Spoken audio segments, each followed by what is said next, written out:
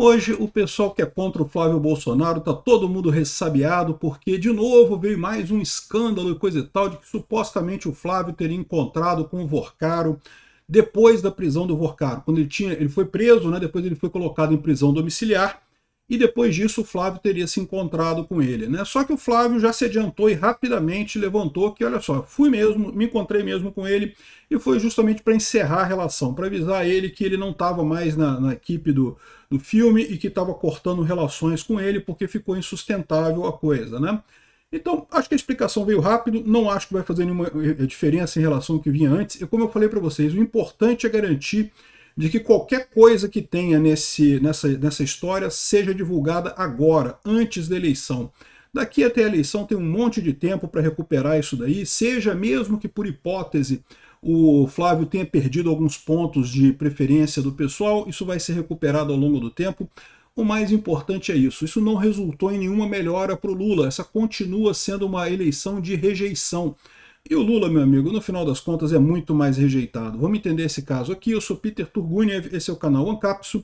Essas notícias foram sugeridas por Bubu, Papai Te Ama, o Alucard do MDB e várias outras pessoas. Obrigado aí ao pessoal que sugeriu notícias lá no nosso site, no visãolibertaria.com. E obrigado a você que está assistindo ao nosso vídeo. Se você gosta do nosso conteúdo, por favor, deixe o seu like, se inscreva aqui no canal, né? Então tá aqui, começou mais cedo com essa revelação aqui do Igor Gadelha, né? Flávio Bolsonaro visitou Vorcaro em casa após a prisão, tá?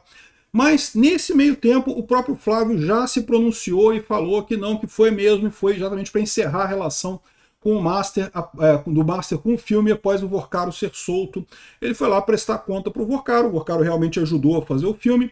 Como eu falei para vocês, a situação era, o Flávio Bolsonaro não sabia do grau de problemas do Vorcaro com o Master e coisa e tal. Até onde se sabia, até onde o Flávio sabia em 2025, era porque o banco estava em dificuldade. Um banco em dificuldade é uma coisa ruim, mas não quer dizer nada de errado, né? Quando se ficou sabendo, depois do dia 17 de novembro, que realmente havia fraude, havia falsificação de documentos, esse tipo de coisa, a coisa muda de patamar, né? E tão logo o Flávio teve a oportunidade, se encontrou com o Vorcaro e falou sobre esse caso e encerrou o assunto, né? Eu fico feliz que isso aconteceu agora, que já saiu todas essas informações. Vai haver algum dano à imagem do Flávio com essa nova revelação? Eu não acredito. É a mesma coisa que aconteceu com a revelação anterior.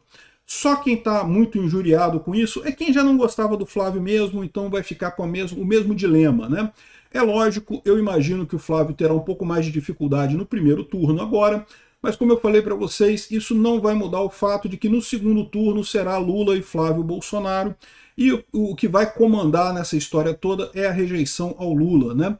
É lógico, com toda a mídia, né? Todo esforço midiático para colocar essa coisa como um absurdo contra o Flávio e coisa e tal, ele perdeu alguma coisa agora, mas no final das contas não acho que vai fazer nenhuma diferença. No final das contas, a aversão ao Lula vai ser o que vai prevalecer, né? Esse é o ponto central. Eu falei sobre isso no vídeo do Atlas Intel, né? Evidentemente a pesquisa do Atlas Intel foi totalmente enviesada, tinha até o áudio lá do Flávio, mas não foi só isso não, tá? O pessoal mostrou que as perguntas lá eram totalmente enviesadas realmente, dando a entender do absurdo que foi o Flávio falar não sei o que lá. Precisaram fazer isso para capturar alguma coisa nessa entrevista, né? Nessa pesquisa. Mas mesmo que por hipótese a pesquisa fosse essa mesmo, não vi grandes problemas, né? E repara como é que foi importante o Flávio ter falado rápido sobre o assunto. Eu diria que até mais. Se houver mais alguma coisa e tal, o ideal seria o Flávio já falar imediatamente qualquer coisa que tem ainda para surgir disso daí, porque a verdade é que a tendência agora é não ter mais nenhum problema. E quanto antes juntar essas coisas todas agora, bem antes da eleição, é melhor para se recuperar até as eleições, né?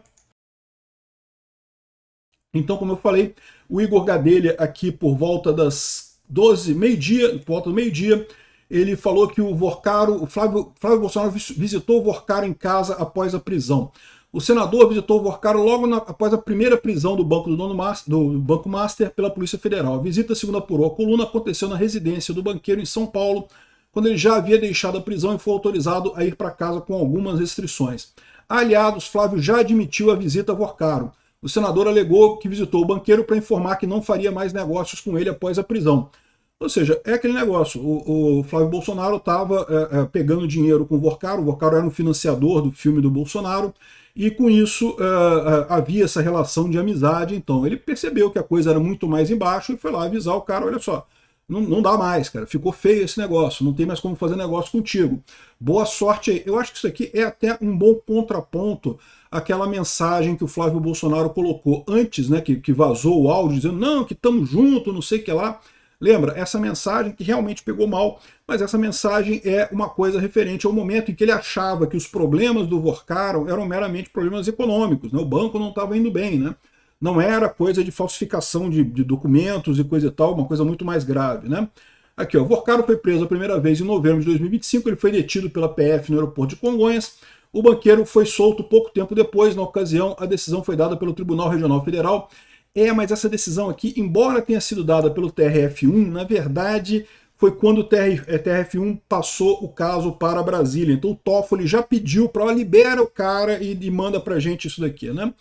Então, apesar da liberdade, o dono do banqueiro estava com restrições impostas, entre elas o uso de tornozeleira eletrônica e apresentação periódica à justiça. Ou seja, ele estava em prisão domiciliar, né? É curioso como é que o Jair Bolsonaro é o único preso em prisão domiciliar que é proibido de receber pessoas, não pode falar com ninguém, não pode ter contato nenhum com nada, não pode ver internet, não pode ver coisa, né? Mas o Vorcaro podia, né? Enfim, depois ele foi preso novamente em 4 de março.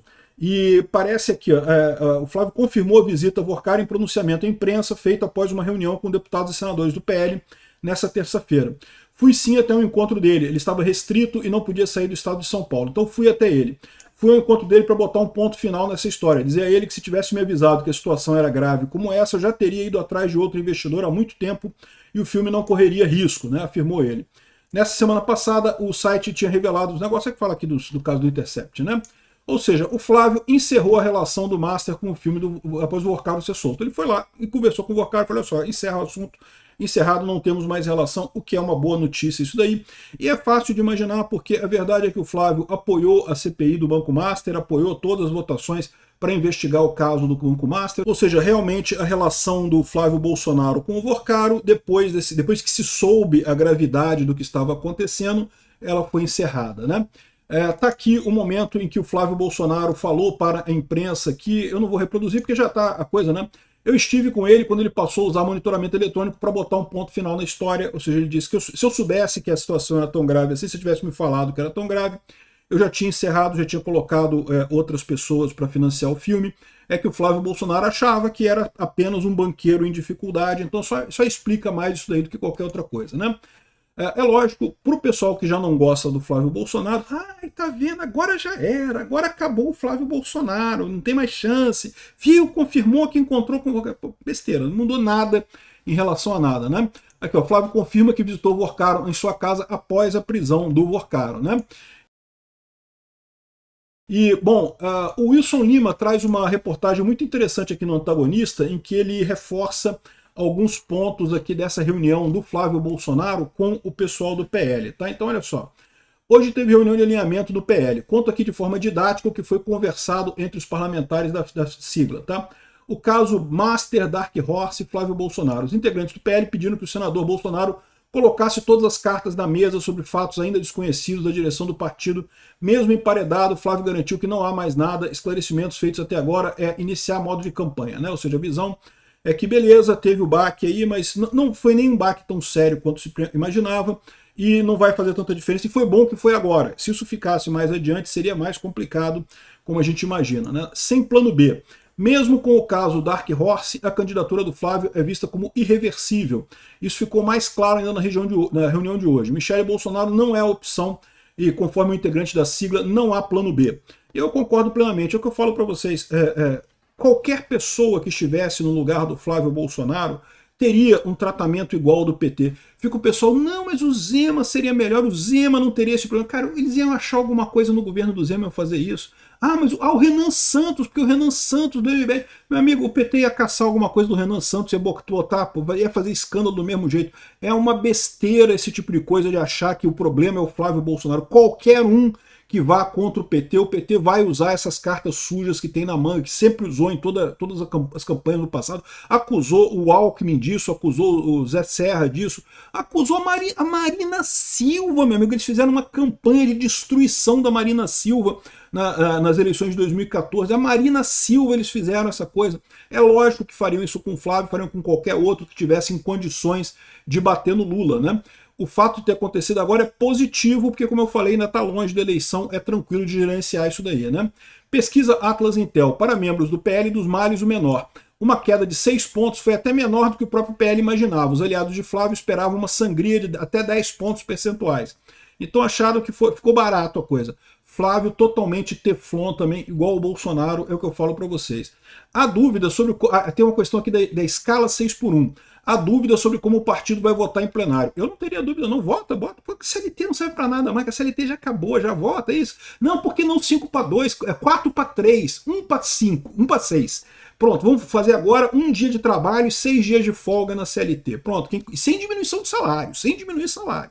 Foda-se, demite todo mundo CLT mesmo, ninguém serve mais para nada, essa porra não serve mais para nada.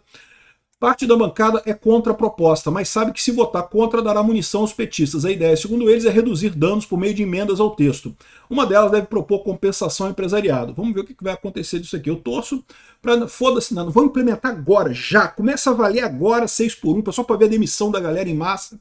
6x1 não, passar a valer a proibição da 6x1 agora, né? Para ter demissão em massa da galera, é ser lindo de morrer. Eu sou aqui, nesse caso aqui, eu sou aceleracionista, né? Vocês sabem, né? A ideia dos libertários aceleracionistas é o seguinte: deixa a porra do governo fazer esse socialismo todo, que vai dar tanta merda, que aí a gente vai partir pro anarcocapitalismo. Deixa o governo taxar imposto, taxar os ricos, fazer as porcaria toda mesmo, multiplicado por 10, porque aí quebra a porra toda mesmo e a gente vai pro anarcocapitalismo. Talvez seja essa a solução. Isso, bota a escala 1/6. Só trabalha um dia e 6 dias de folga, para ter mais tempo com a família, não é importante? As pessoas terem tempo com a família, trabalhar para quê? Pô, precisa trabalhar não, bota aí todo mundo para folgar 6 dias e trabalhar só um, vai ser lindo, né? Vamos ver o que vai acontecer.